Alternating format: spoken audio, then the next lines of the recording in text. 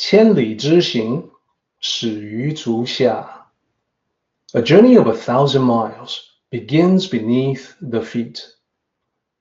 We now gather in the Tao to travel the journey together.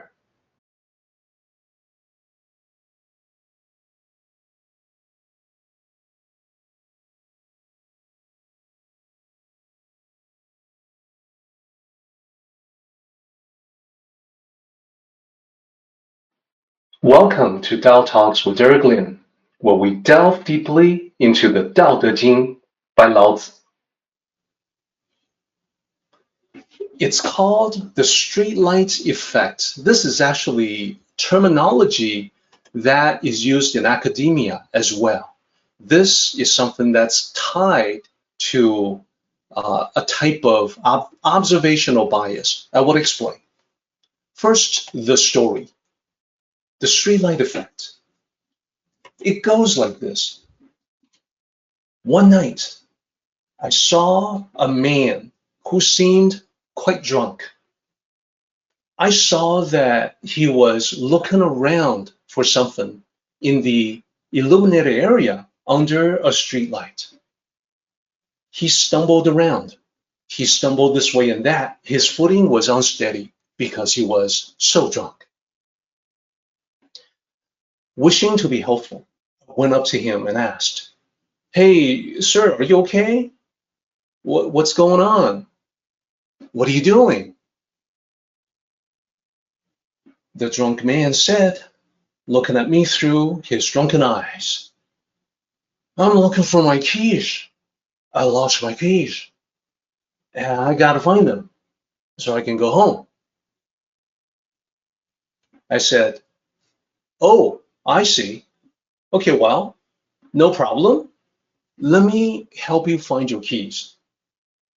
So together, we looked all around the illuminated area of the streetlight. We looked on the ground, we looked everywhere, but we couldn't find anything. After extensive search, quite some time, we both came up empty-handed. The keys were nowhere to be found. Feeling somewhat puzzled, I asked him, "Are you quite sure, sir, that you dropped your keys around here?" The drunk man said, "What? Oh, no, of course not. I dropped the keys somewhere over there, in the park over there." This surprised me. I said, "Well, if you dropped your keys over there, why are you searching here?" And the drunk man said, "Well, obviously, because this is where the light is. This is what we can actually see. It's dark over there, it's light over here." So that is the story, or actually a well-known joke, of the streetlight effect. Sometimes it is called the drunkard's search, a type of observational bias. The idea is that people only search for something where it is easiest to look. And if you think about the first line of this chapter of the Daodejing, that's exactly what this is. People are searching for answers in the material world because they think it is easiest to look there. It's illuminated. But the keys aren't there. Well, that's besides the point. It's easy. Now, there are variations to this. This is something that's been told in academia for many years. It is something that went back at least to the 1920s. It has been used, this very metaphor, this example has been used in the social sciences since at least 1964. And there are variations being told about this. So I know Dr. Wayne Dyer, before he passed away, when he gave talks, he would sometimes use this story or variation thereof to talk about why it is important to look inward, to look inside your heart instead of running all over the place in the material world looking for answers where they don't exist. So the variations on this particular story include the narrator is sometimes a policeman. And sometimes instead of the keys being dropped, being lost in the park where it's dark, it's dropped or lost in the house where it's dark. So let's go ahead and be explicit about the different elements of the metaphor, break them down one by one. The drunk man, who does that represent? Who does that symbolize? Well, it represents the spiritual seeker. It represents you and me. It represents everybody who has even a passing interest in spiritual matters, who would like to get to know themselves better, seeking spiritual answers. Therefore, the search for the keys from the story is actually the spiritual quest. That's what it stands for. The narrator, or in some variations, a policeman, well, that is a helpful friend or observer. And it is also you and me when we look at the story from a detached perspective. The lost keys, what about those? Well, in our case, it's easy to see the lost keys represent the Tao. It is what we're searching for. And therefore, it would not do us a whole lot of good to be searching for something like the Tao in the material world. Under the streetlight, that represents most of the time where people look. Maybe they decide to travel far away to Asia to quote unquote find themselves, to search for those inner spiritual answers. But that's still the material world. The answers aren't there. The park, where the keys are actually dropped, well, that's where you really have to do the search, and that's within the heart, the human heart, your heart and mine. So this applies universally. So this is not a traditional Chinese story from ancient Chinese history, but it fits with what we're talking about really well. Let's continue with the Daodejing.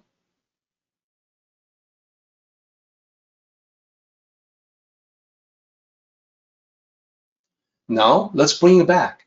Let's bring it back to knowing and not knowing, or seeing a wide open space of the sky above versus a tiny piece of it leading to ignorance. So here's the comparison and contrast. In terms of the Tao of knowing, I want to set what most people see versus what Tao cultivator will also see.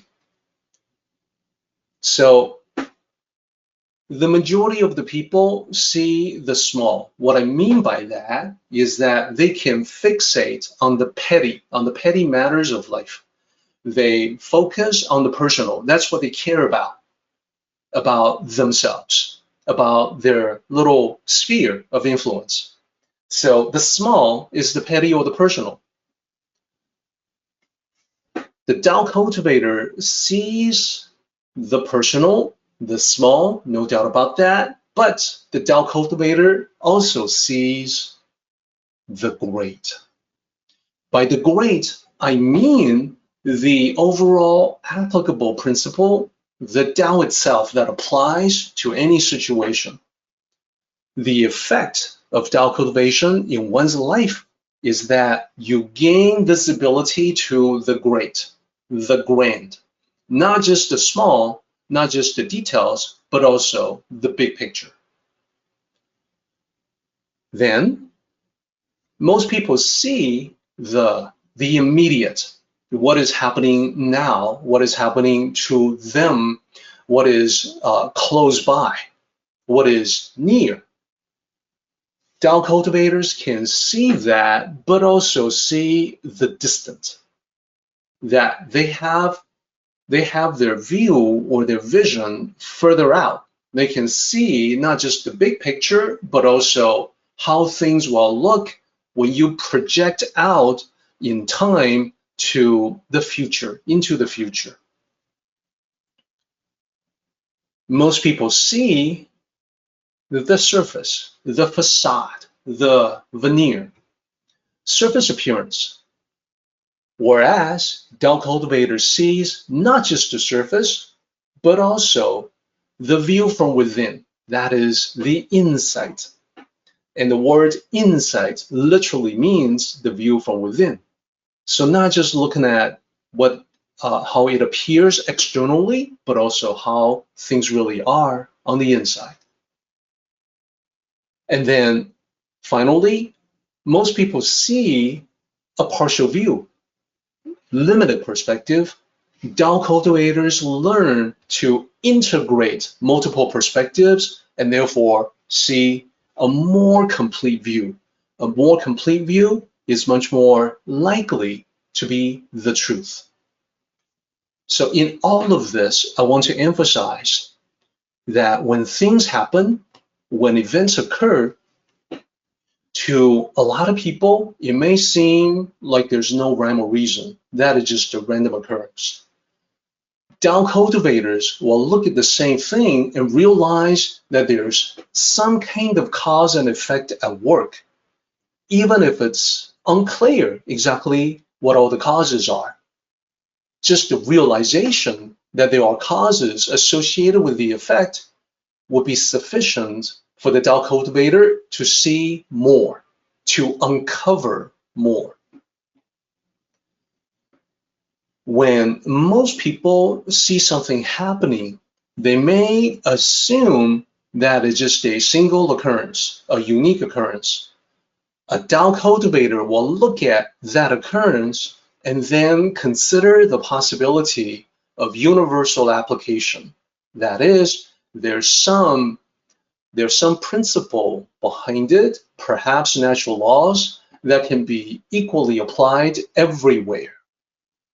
So the laws of gravity, as an example, will cause things to fall here, but not only that, cause things to fall everywhere. That's easy to see in the material sense, like with gravity, harder to see when you try to apply that to human interactions. Now, this whole idea of seeing something and being able to apply universally, being able to extend what you observe to cover more than what you can see, this is a very old concept in the Tao. Goes back to the concept of guan, to observe, and then it goes from there to rationality, li you, and then it goes from there to conclusion, to knowing more about the world than you can possibly see at a glance. There's poetry from the Tang Dynasty that expresses this kind of knowing. There is a line that I find especially applicable. I would like to share that with you. Here's what it looks like. 一叶落，知天下秋. What does that mean? Let me translate it for you. It means see one leaf falling and realize autumn has arrived. And again, this is metaphorical language. It basically expresses the idea that you observe what's happening in the world and you can figure out what's happening in the world that you are not observing just by that observation. So here, 一叶落, literally that's one leaf falling.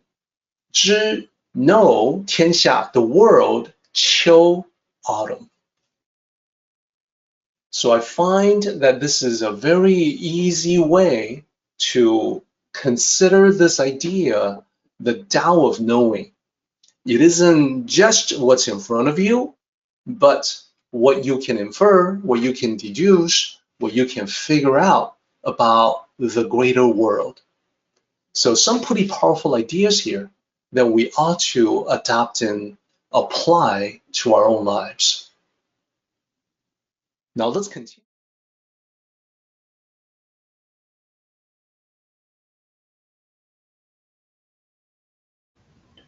Our meeting has come to an end, but the journey continues on.